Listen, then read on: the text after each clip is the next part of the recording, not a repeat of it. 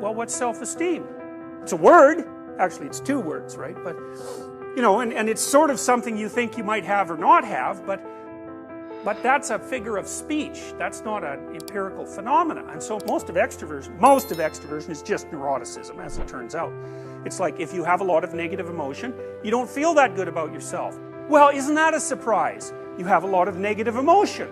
You know, and if you want to fix it up a little bit, then you can also subtract positive emotion from that, because if you have a lot of negative emotion and you don't have a lot of positive emotion, so that's neuroticism minus extroversion, then your self-esteem is even lower.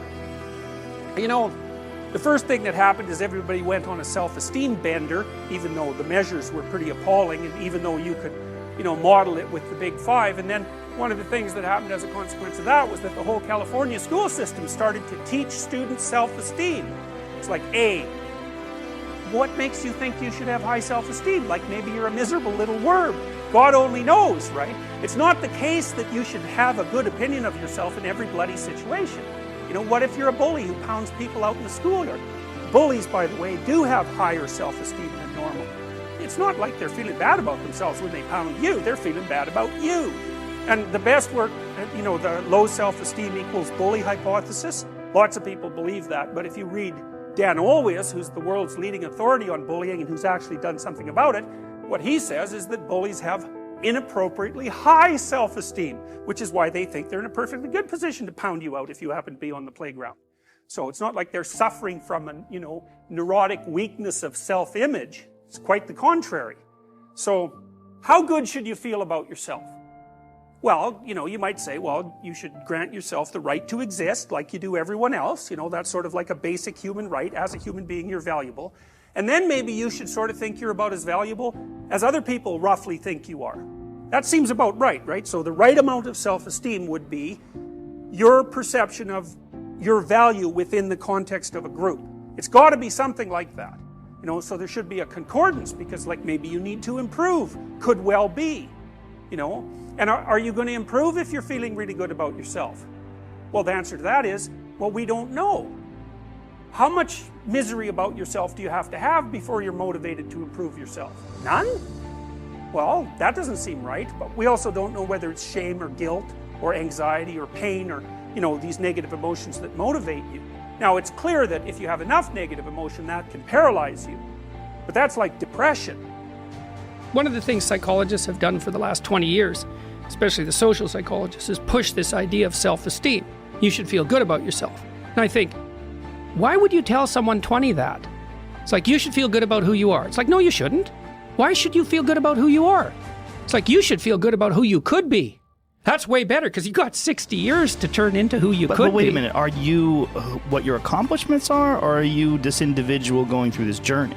I mean, I don't think there's anything wrong with feeling good about who you are, as long as it's tempered by an understanding of potential and of what you have accomplished versus what you can accomplish. Well, I think having confidence is a big part of it. It is. And I'm not saying that people shouldn't have confidence, but like often you take young people, say they're 16 to 22, and they're not really feeling that good about who they are. Right. Because their life is chaotic and in disorder, and they don't know where they're going, and they don't know which way is up. Also, there could be bad parenting, oh God, yes, bullying, yeah. Oh, yes. There could be a lot of abuse going on. And I think that's one of the reasons why that resonates with people, this idea of be happy about who you are. Right. Feel good about who you are. Right, but the thing is, it has to be stated with precision. It's like, yes. It's like you should treat yourself as if you're valuable, especially in potential.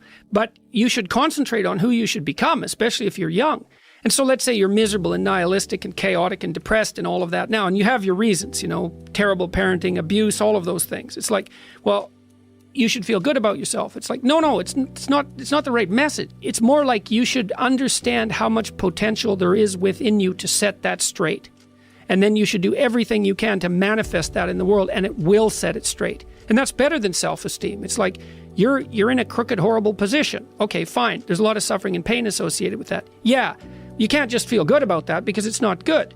But you can do something about it. You can genuinely do something about it. And I think all the evidence suggests that that's the case. Yes. So I'm telling young people, look, no matter how bad your situation is, I'm not going to pretend it's okay. It's not okay.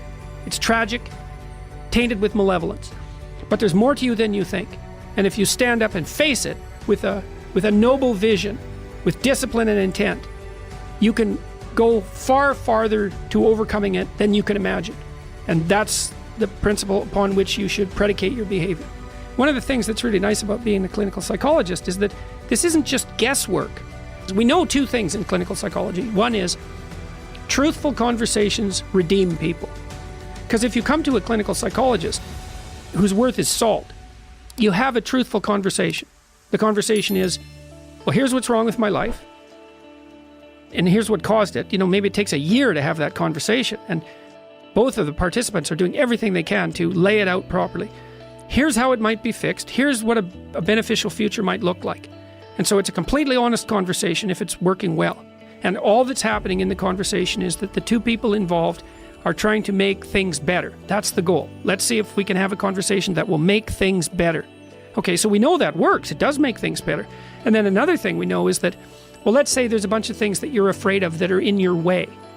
So you have some vision about who you want to be. Maybe you have to, you want to be successful in your career, so you have to learn to talk in front of a group.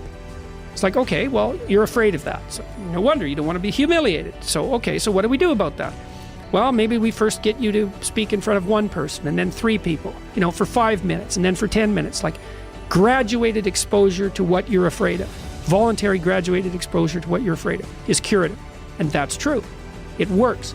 The documentation is in. It's how people learn. So to tell people that if you confront the world forthrightly, if you speak the truth, and you expose yourself courageously to those things that you're afraid of, that your life will improve, and so will the life of people around you. Like, as far as I'm concerned, that's as close to undeniable fact as we've got. And it also dovetails nicely with the underlying archetypal stories, the heroic stories. It's like, go out there, find the dragon, confront it. It's a dragon, it might eat you, it's dangerous. But it's worse to cower at home and wait for it to come and devour you. Go out there, confront it, get the gold, share it with the community. It's like, yeah, it's the oldest story of mankind. The point is, your best strategic position is, how am I insufficient and how can I rectify that?